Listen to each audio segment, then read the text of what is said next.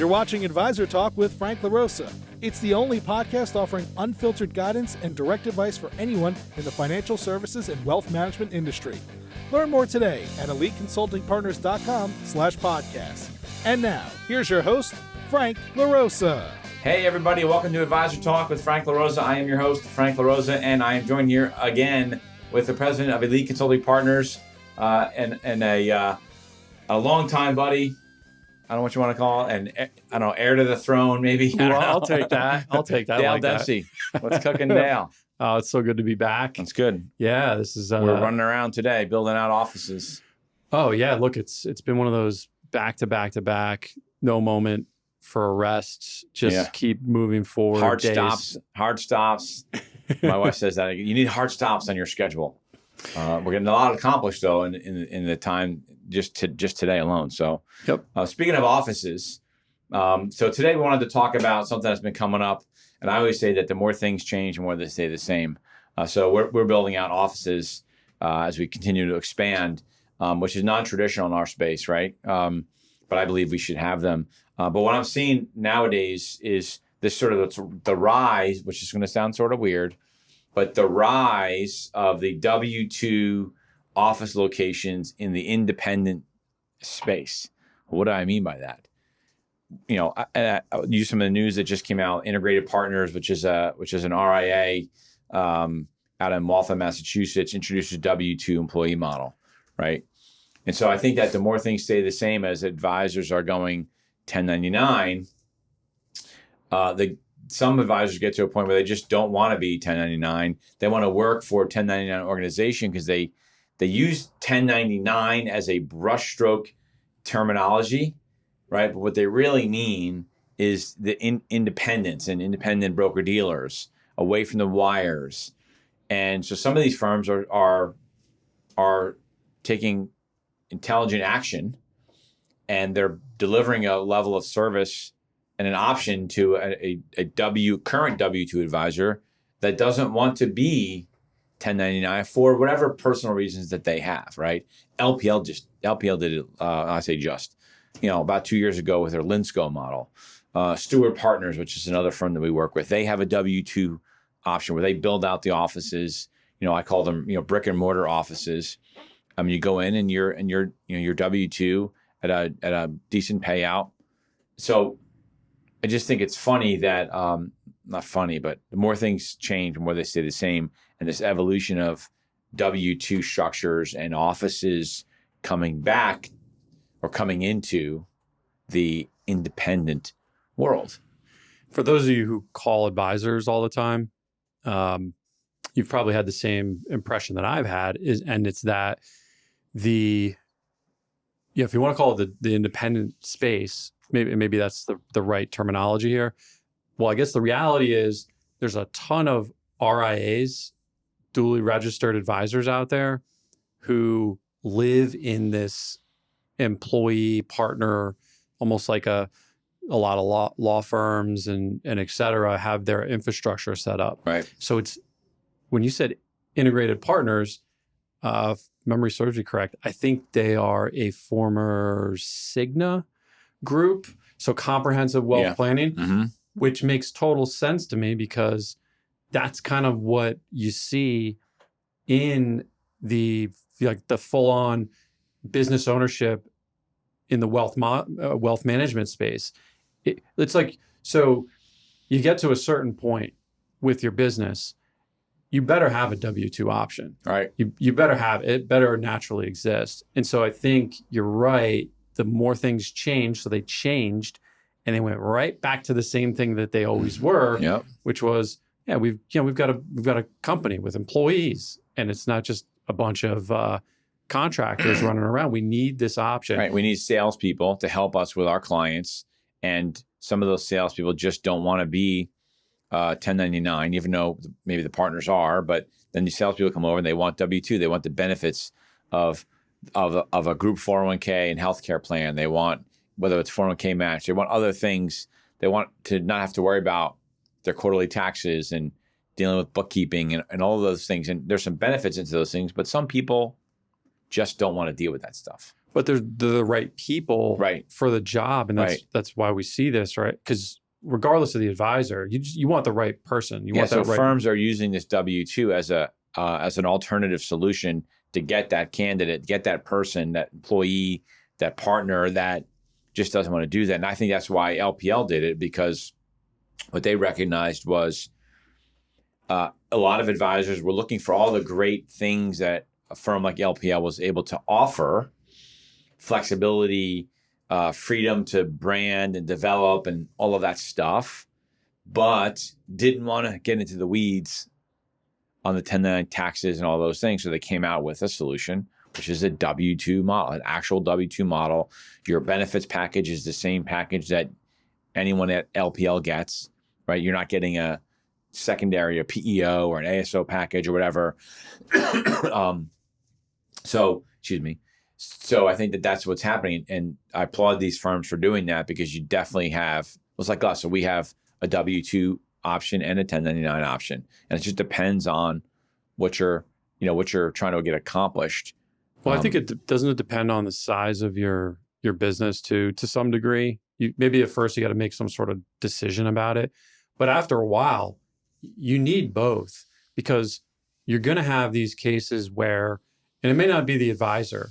So I've seen this come up a lot. In some cases, it's just the staff, right? So let's imagine you go to the new firm. Your staff might be a W-2 employee of the new firm, but you're self-employed.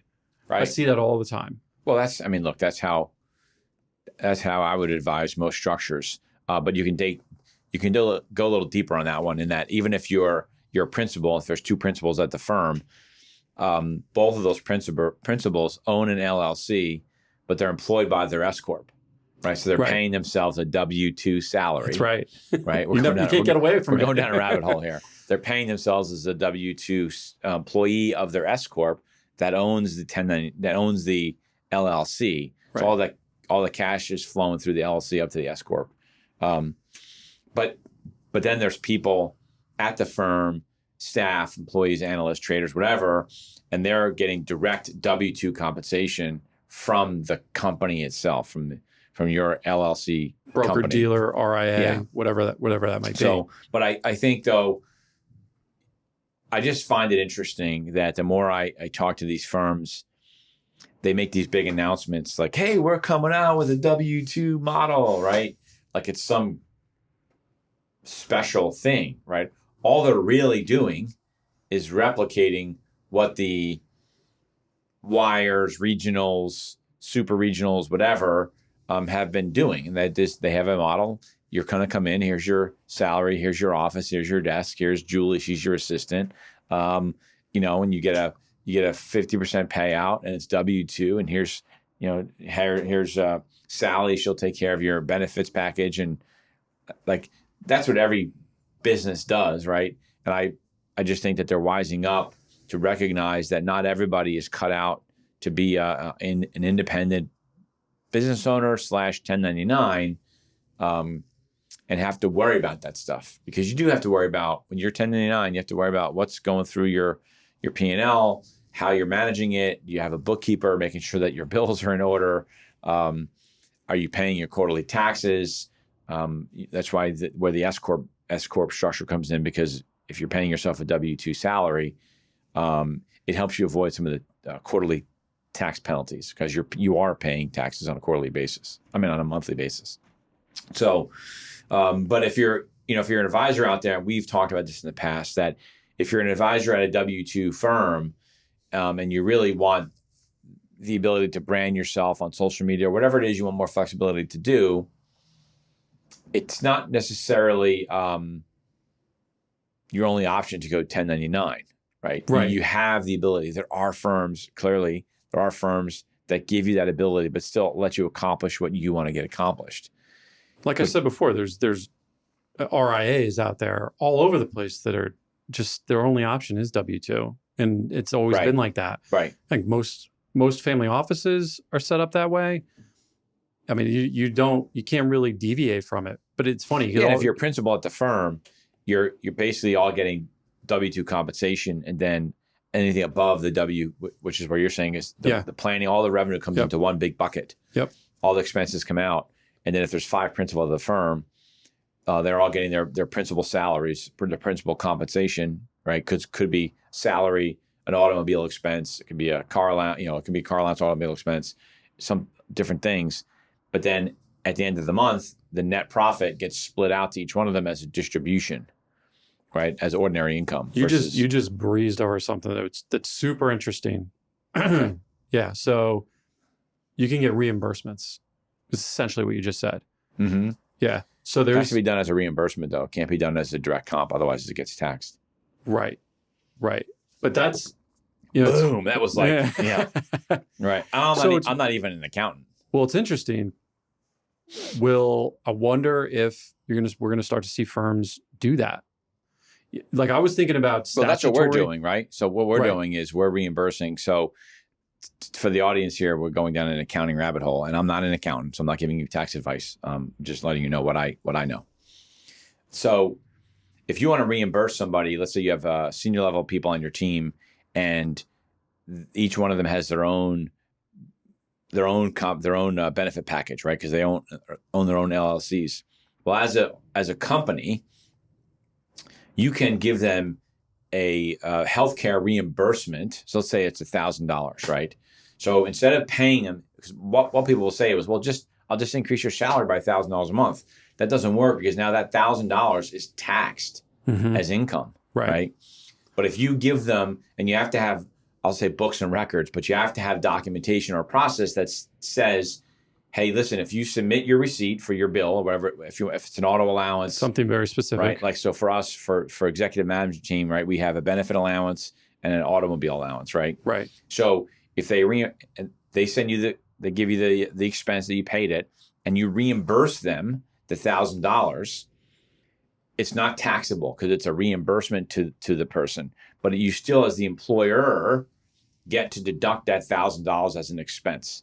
So you're able to, so if it's $1,000 is $12,000 for the year, you're able to essentially give somebody an additional $12,000 that doesn't become taxable to the receiving person, right? Because it was a reimbursement, but it is a reduction of your it's a reduction of your margins of your profit by $12,000.